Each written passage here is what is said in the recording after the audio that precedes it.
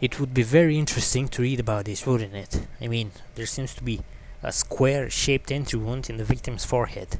She's been sitting there for weeks on a rocking chair with a square hole in her skull staring at the wall, her mouth agape. But that's all you got. From the half hour you spent piecing it together, all you know is the entry wound was square-shaped, you never found the bullet, and then another body showed up, also with a square hole in his forehead.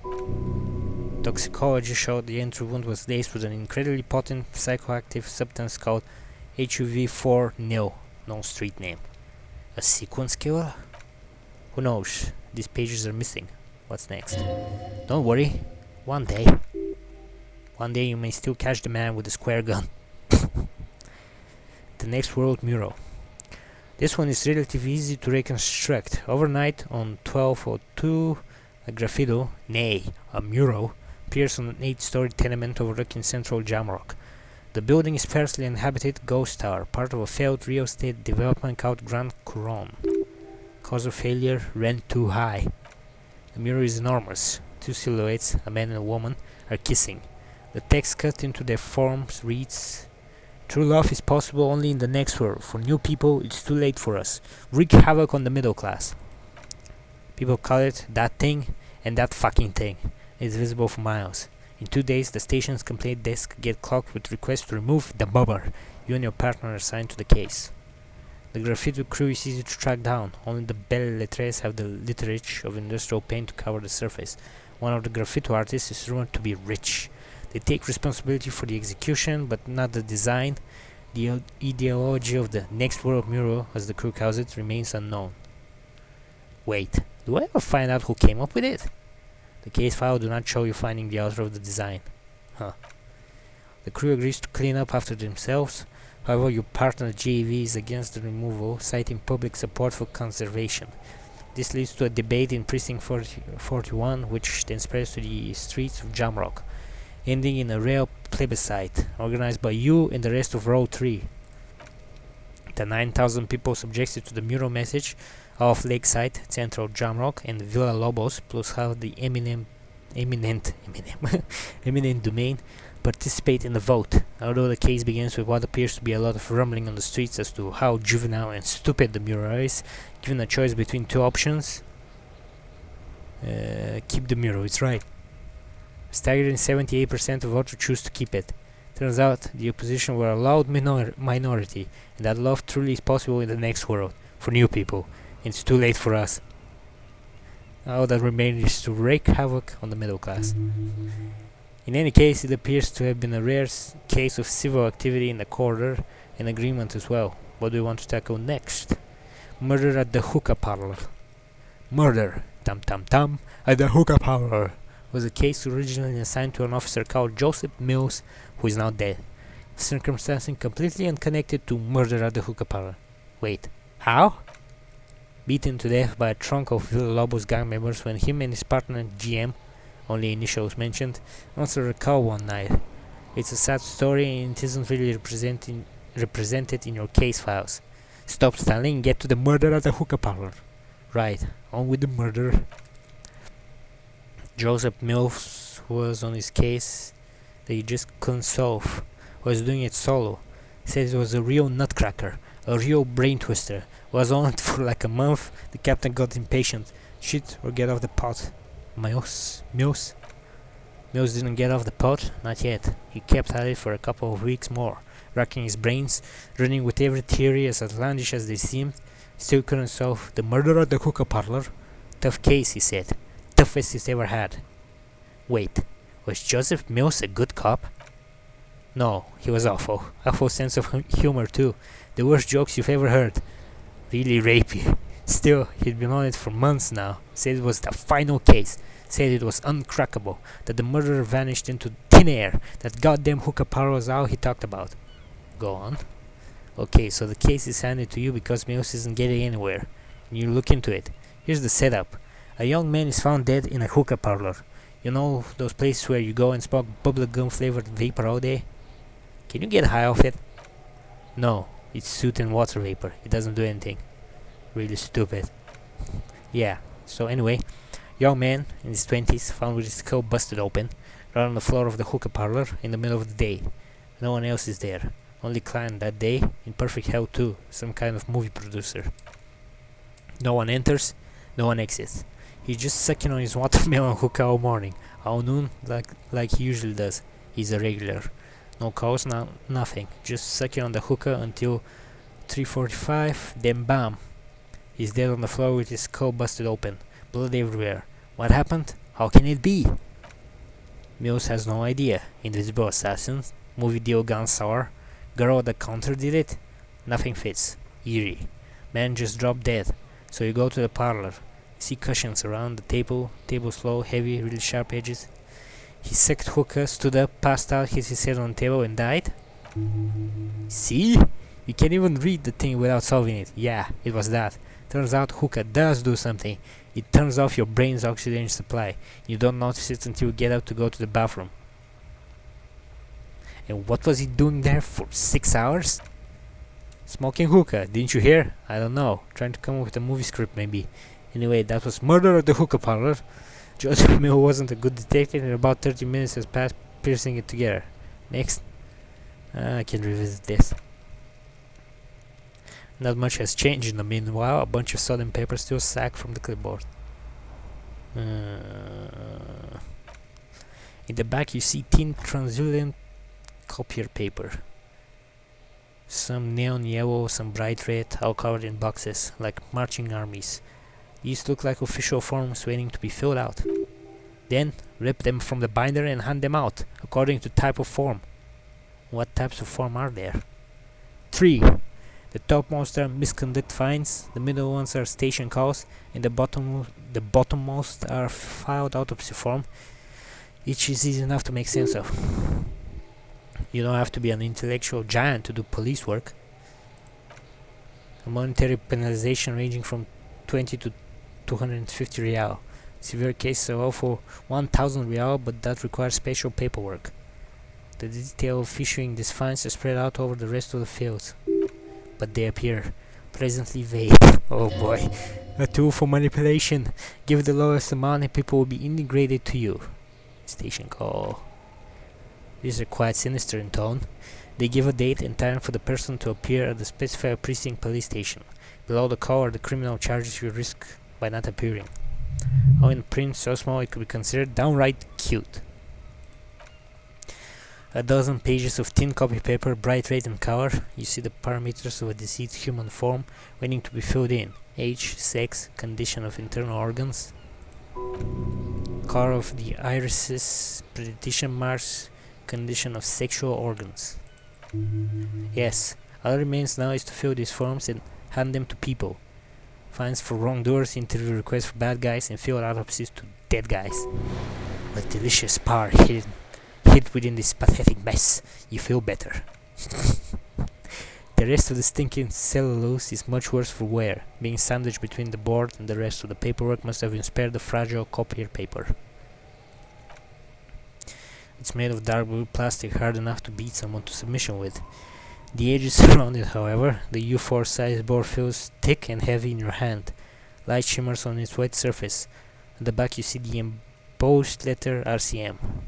What did you say the color was? Blue. The blue heart. Don't look into it.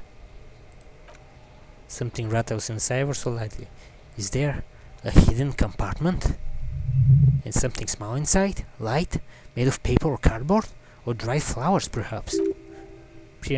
Permeable. It's not hidden per se. The compartment is made for permeable materials that will get damaged if something happened to it. The plastic shimmers like lapis lazuli, but it's not see-through. You cannot see it to its center. There's paint in there if you want some. That much you know. How would I open it? With your hands? U4 size page hung from the clip screw to the top of the board. The two sides of the port appear lightly misaligned, like a drawer that's come off the slide. If you bend the plastic on your knee slowly, the slide snap back into place. It should be possible to just, without resistance or sound. The two panels move against each other. The compartment is now open. What's inside? 2 ticket stubs and a handmade postcard. 2 octopuses are smiling, reaching their tentacles. Holy shit, it's midnight. Towards each other in a car, pencil drying. The tickets permit access to a zoo in Ravenhall East. The aquarium cost extra. These let you go there. Thin wax paper has been glued to a piece of cardboard. Sounds like leaves rustling when you pick it up. You see violet flowers, floral patterns, patches of glue. It smells of chewing gum, apricot flavored. A touch of cinnamon, the end of summer. I think the label says Tutti Frutti. Open it. Familiar handwriting lines the inside of the card, looped, round letters in a woman's hand. A young woman in her 20s. There's care, effort, and a smile, you think. Although it's not something you can read from someone's handwriting. Harry, it begins. You're already reading it.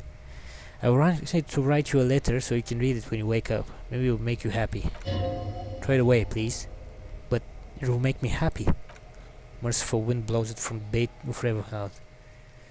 Dusting the ground at your feet and raising newspapers far away, you feel the card slipping into it. Let it go! What was that? Frisson covers your entire body. A feeling of cold, a persistent chill. Your hands shake, holding onto it.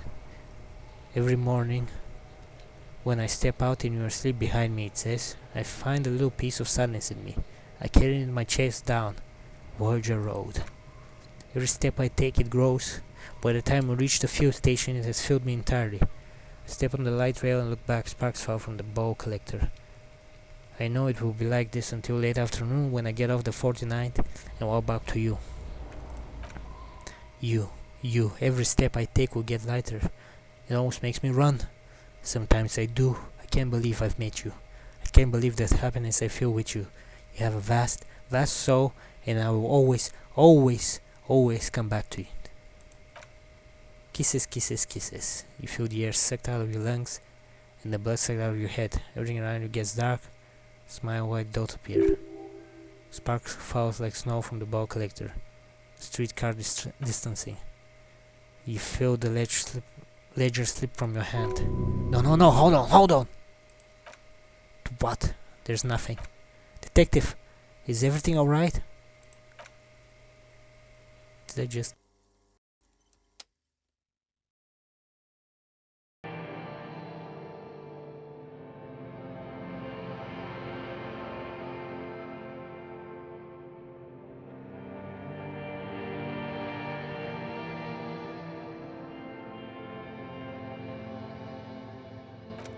There is nothing.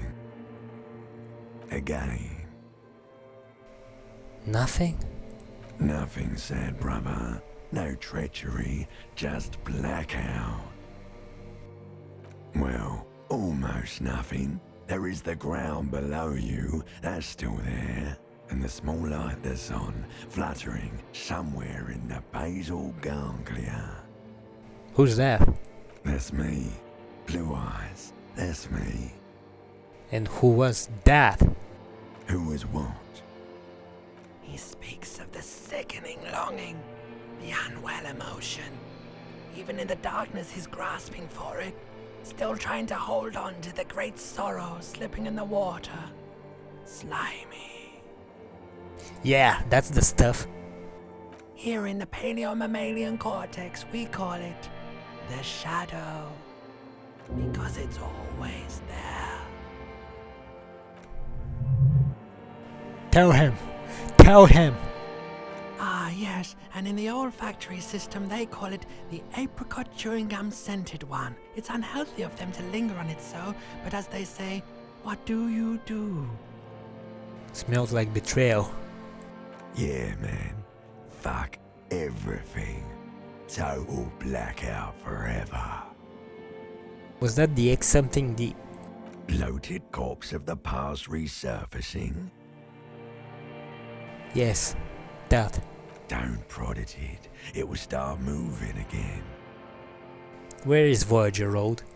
There is no Voyager Road. There are no roads, no houses, no lights in the windows. It's all on pause.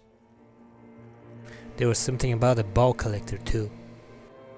Yeah, man. What was that about? Enough. Just lie there motionlessly. You think they would let you? Until you disintegrate into biomolecules? No. Someone is breathing on your face now, inspecting your pupils, stupid idiot. What is that? It's cold. Yes, they're pouring something on you, something in you, and It's delicious!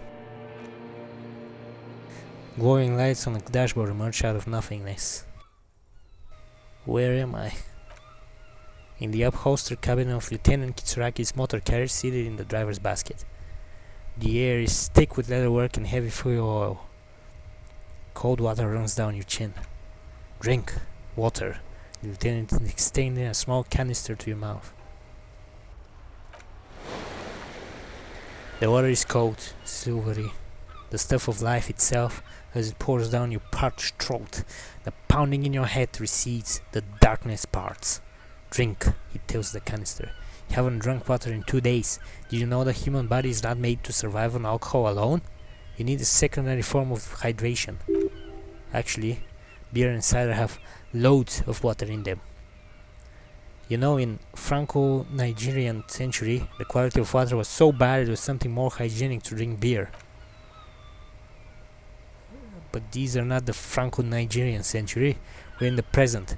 It's safe to sometimes drink water here. He hands you the canister. With greedy gulps, you down half a liter of cold water. Some of it spills on the driver's seat. The lieutenant pays no heed to it. What happened? I should ask you the same. You were reading your paperwork, then you passed out. I carried you to Makinima to take you to a hospital, then you came to. How long was I out? 10 minutes, maybe. I came in contact with the burnout ruins of the past, Lieutenant. That does sometimes happen. He hands you the remainder of your ledger.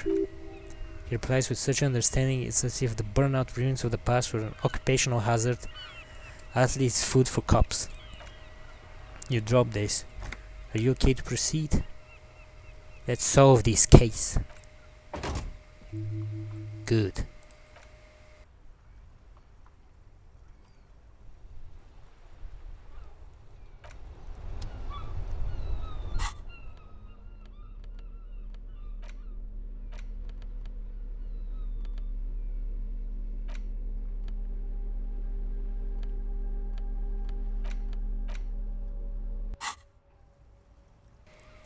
This is the racist muck. What's there to read here? Not much.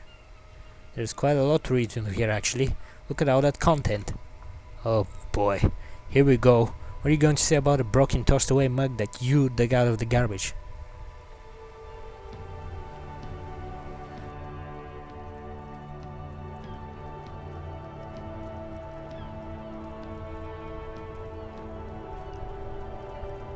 I'm going to push this into the face of every merchant I find and tell them this is your inane ideology.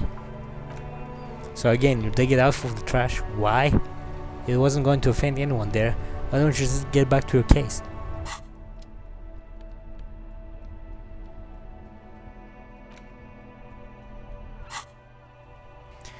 The bullet is safely sealed away in a plastic bag bearing the RCM stamp. Kim has filed out the label on the back with the item number, case number, and date and location the bullet was found.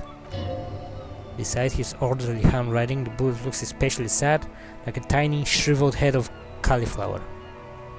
What do I do with your bullet? What? And 10 steps closer. I said, what do I do with your bullet? Well, if I was the bullet, which I'm not, I would say, find the weapon that shot me.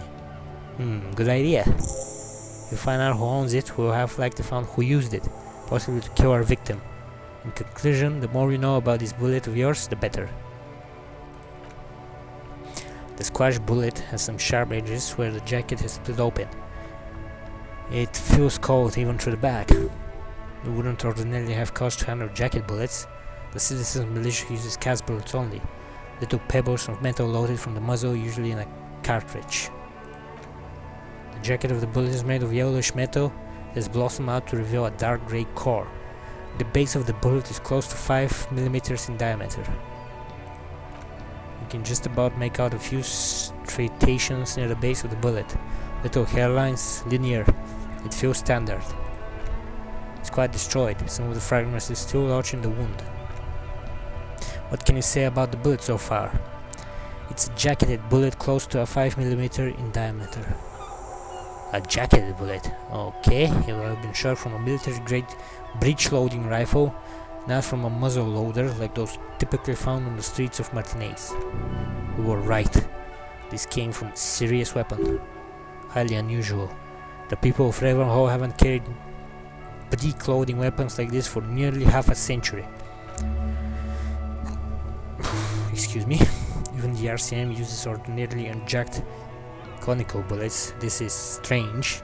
Very strange. I like this, officer. Strange means unique. Unique means incriminating. We need to find the gun that shot it. Something tells you that won't be anytime soon. This will have to be one of those epic tasks that's open for a while. Let's try this. I failed. You can't remember what happened last week. What makes you think you're going to remember arcane firearm models?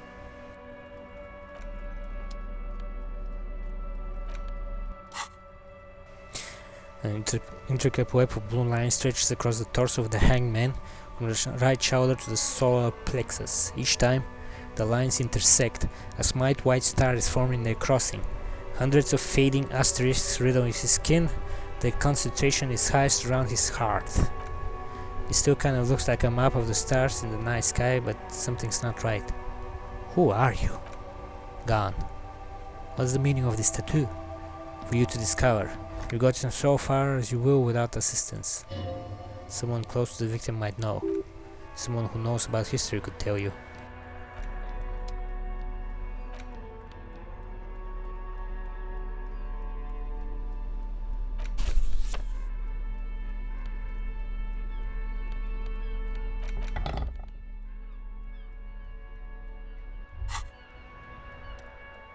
Hey, psst. Psst, hey you.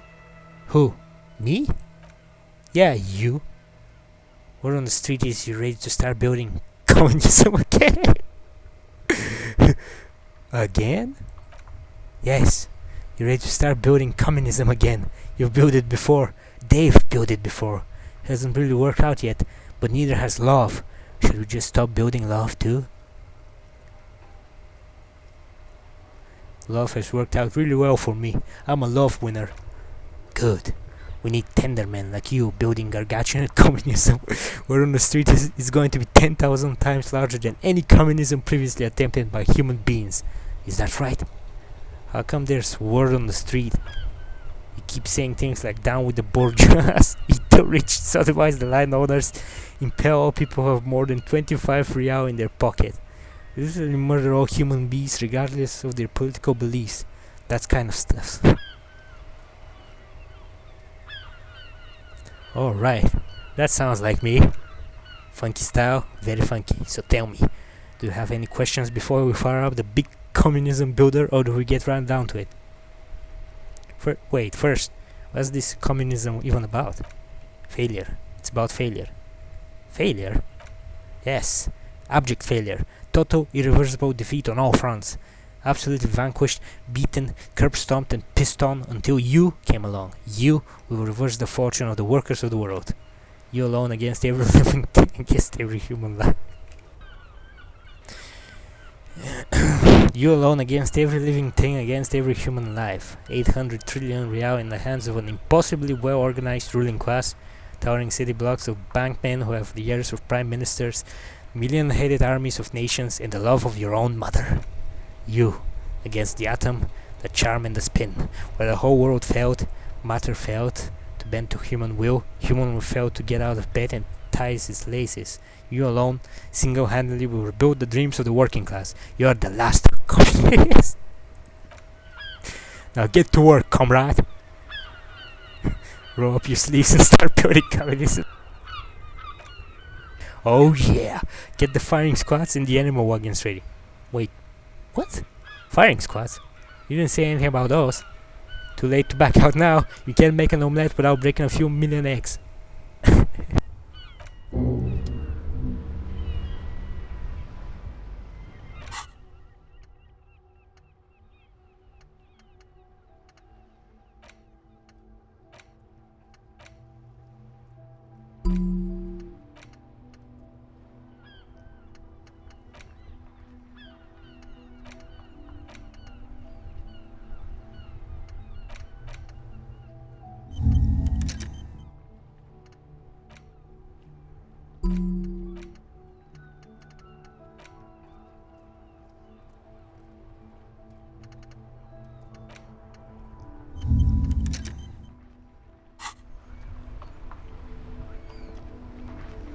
We should think about calling it a day, maybe.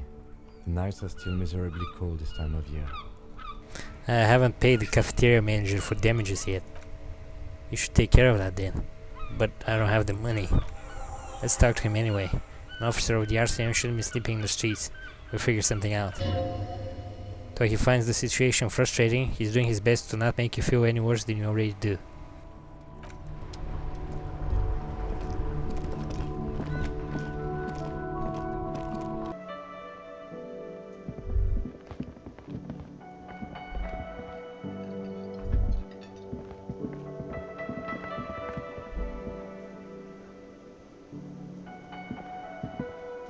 Can I help you?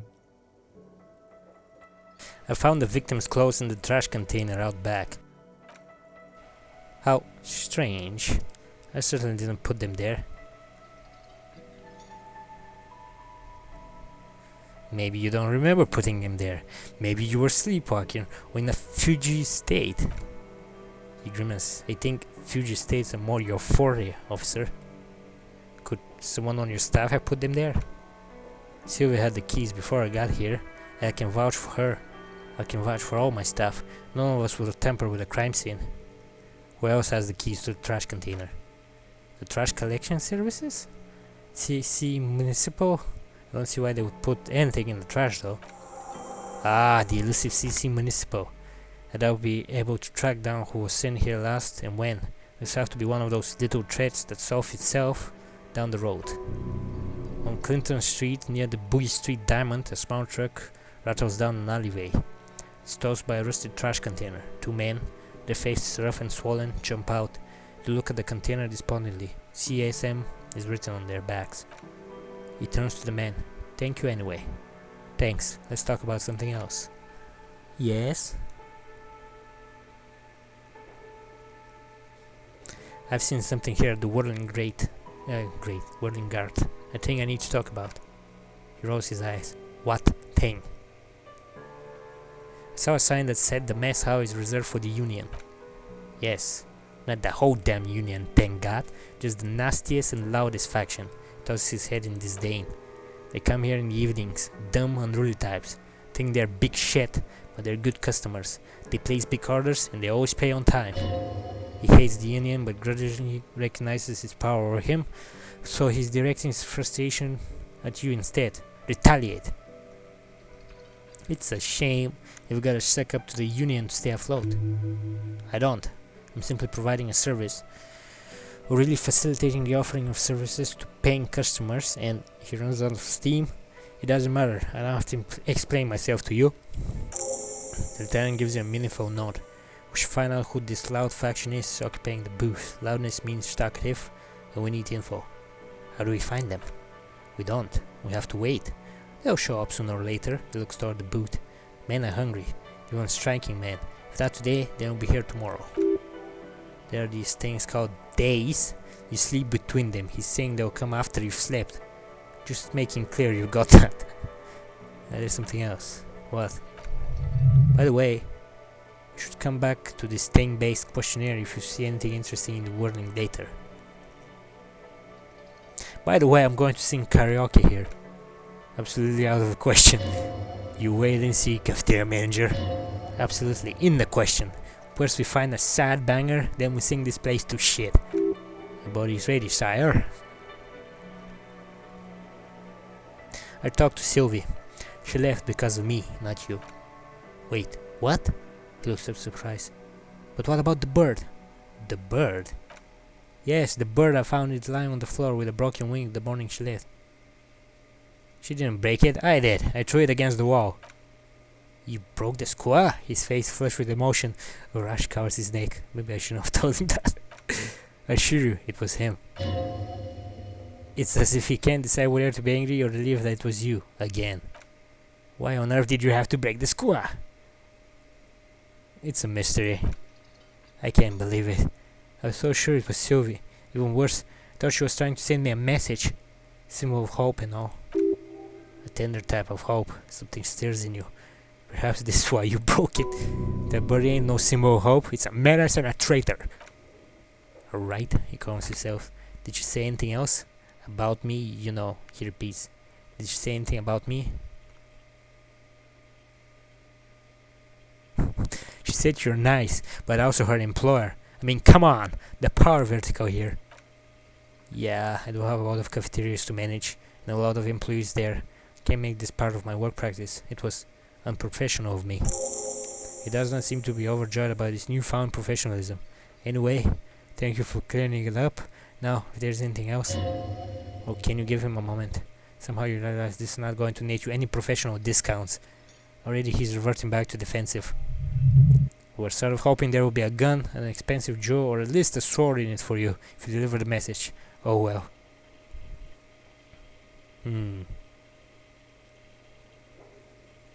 Guard, I saw another thing at the whirling. Another thing? Great, I love those. Nah. So about that money I owe ya. Yes, have you got it? How much do I owe you again? A lot. For the room, drinks and broken window. 130 real. I was wondering if we could come to some sort of arrangement for tonight. Does that arrangement include you pay me what we already agreed you owe me?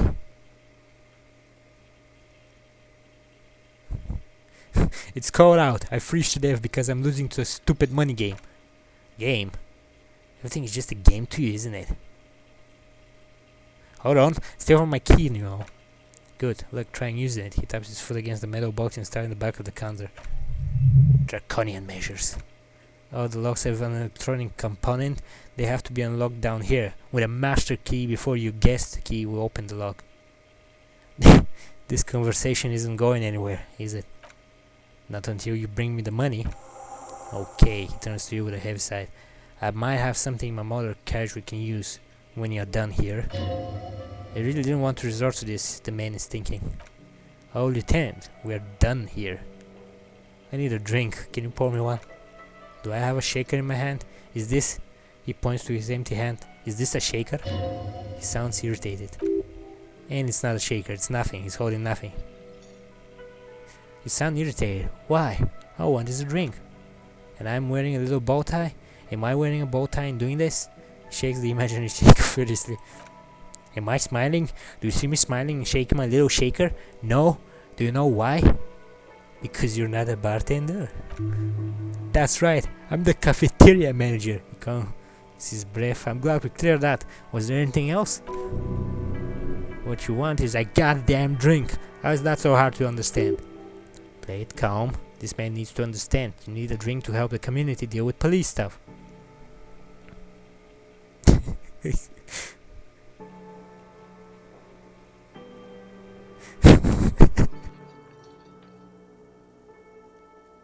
I'm an alcohol-operated detective. If you want me to clean up the dead body and solve the case, then you need to insert alcohol into my mouth. Oh well, in that case, let me pour you a nice big refreshing marinella. Do you want that out of a glass or a pineapple? You do not want to taunt me, not when it comes to marinellas. Don't be an imbecile, I'm not going to serve you a marinella, I have work to do, and broken things to fix. If that was all, I'd like to return to it. And goodbye.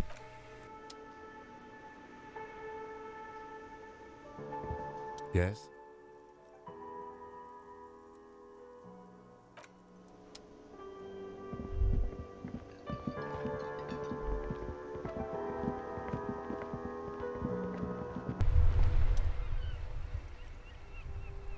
The worn, beaten wooden planks of the bench do not look overly comforting.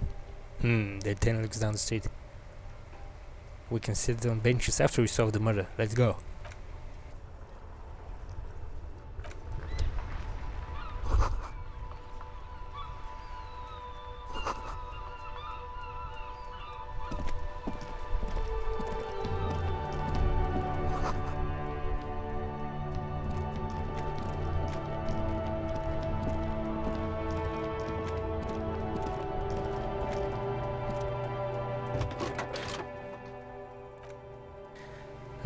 I have something here we could sell. Look in the back in the suspect transport enclosure.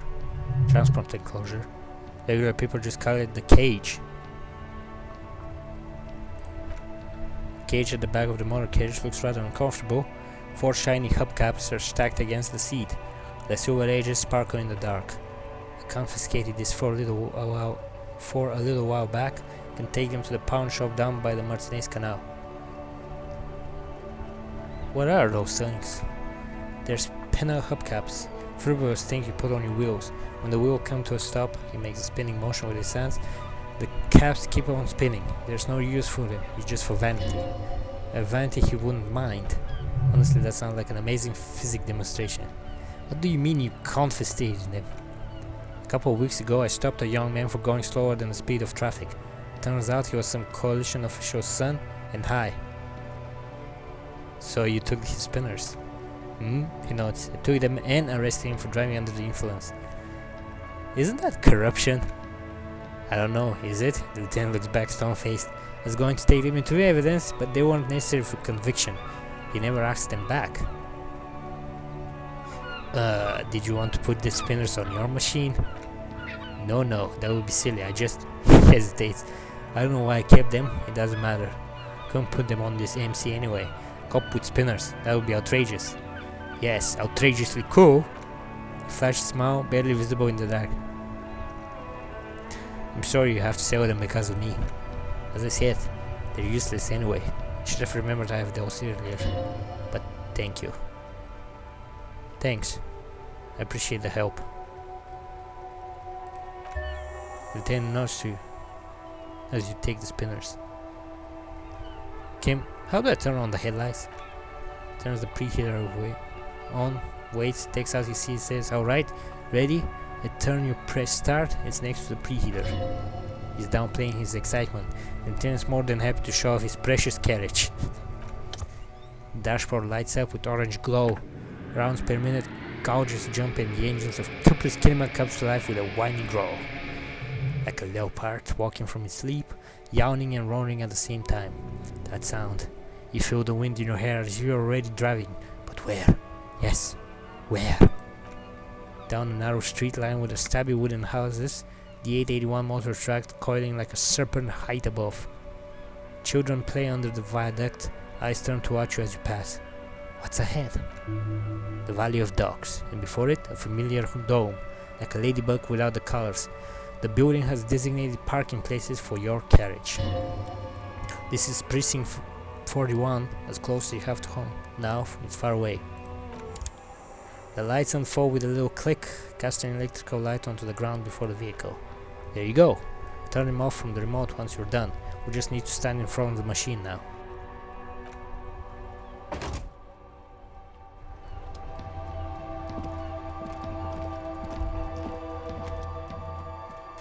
As you hold your ledger clip under the headlamps, an iridescent hologram appears, a street grit and the veins of a great river. A familiar sensation washes over you. There she is, Ravenhall West. There's a nod of pride in the lieutenant's voice. Around the borders of the watermark are hundreds of micro perforations. The rectangular watermark is overlaid with the logo of the RCM, yet the major arteries of Ravenhall are all recognizable. They shimmer in the Kinema's headlights. You catch a faint glimmer from a broken beer bottle. In the distance, sounds. Two men engage in a drunken argument, followed by the closing of some distant window. In the middle of a broken plaza, illuminated in a cone of light, two men, one slim, the other sturdy. They're on the city stage, but only one of them knows his lines. Ah, Martinez at night. He smells the air and says, "Where are we on this?" Let me see. He takes the ledger for a moment and inspects it. Right here, he says, his fingers near the top of the map, the segment of coast jutting out into the great ocean. Seems like a shithole. It has its problems. There are many of them. They are divided into 3 separate rows. The first row has 18 dots. Not bad. Not bad for what? You don't even know what it means yet. What about the next one? The next one is the longest. It runs all the way around the border and then some. Count them individually. You count 216 perforations. Considering that nice large number, a wave of pride washes over you, though you can't say why precisely. What about the last row? Last row has 3 perforations. As you look at them, you feel your index finger reflexively contract 3 times. Seems like I've done this before. It's something you'll do again before this is all over. Hey Kim, what do all these holes mean? Those are perforations. They represent your record as an officer of the RCM. They're your statistic, as it were. I should have guessed you keep a record, officer often do. Let's take a look. Alpha male officer who are proud of their numbers often do it, it's meant. Son, here's where you score your life performance. You better hope it's good. The first row represents your years of service. 18 years. Okay, not bad at all. What did you do before you volunteered? Wait, 18 years I've done this? That's what it says. I might have guessed even longer based on your age. Why did you do all those blissful years of your youth?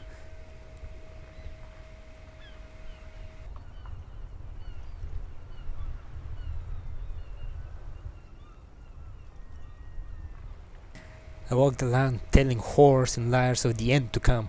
There are 9,855 days remaining. Cool, I'm glad you joined us. Not a lot of money in doom crying. Let's move on, shall we? This next row, the one that wraps all the way around, is your number of closed cases. Closed is good, it means finished. I've got, let's see, whoa, more than 200. 216 to be exact. The lieutenant nods with evident respect. It's quite a lot, even for someone who's been on the force for nearly 2 decades. Usually clearing more than 10 cases here put you in the 19th percentile of all RCM officers. So you're saying I used to be a super cop? Call it what you want, you were a valuable member of your precinct. Now let's look at the last row. You know the answer already. The tingle in your index finger gave it away. Those are my confirmed kills. 3 of them. That's right, the lieutenant says, gagging a reaction. How did you know? Because I felt a twitch in my index finger. Ah, right. Sometimes the brain is able to preserve certain responses even when conscious memory has been, let's say, misplaced. For an RCM officer, especially Precinct 41, which is in the Jamrock corridor, it's rather tame. I mean that in a good way. What it feels like to kill a man, Mr. McCoy? Young woman asks the man across the desk from her. Honestly, babe, says John McCoy, crossing his ankles over said desk, I don't feel anything anymore. It's just like brushing my teeth. I do it once or twice a week and don't really think about it. Wait, what?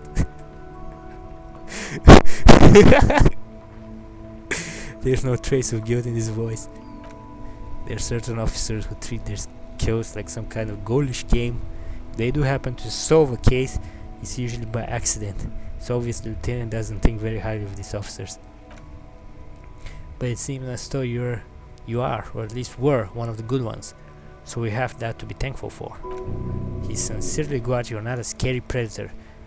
Not to say relieved you're competent. Have you ever killed anyone, Kim? Yes, he says, declining to elaborate. It's not a problem for him to state it, however. How do you handle the strain? Everyone has their own method of coping, some more effective for self-destructive than others. He gives you a meaningful look. Personally, I find it helps to keep up a few hobbies. Like what? Oh, this and that, let's not get into it. Maybe I should find a hobby. Why not gardening? You already got the yellow gloves. It's meant in earnest. Please don't mistake it for a jab. Thanks for this. Lieutenant nods. Okay, let's go. Right, I'll go turn off the lights. Press the remote control on the key.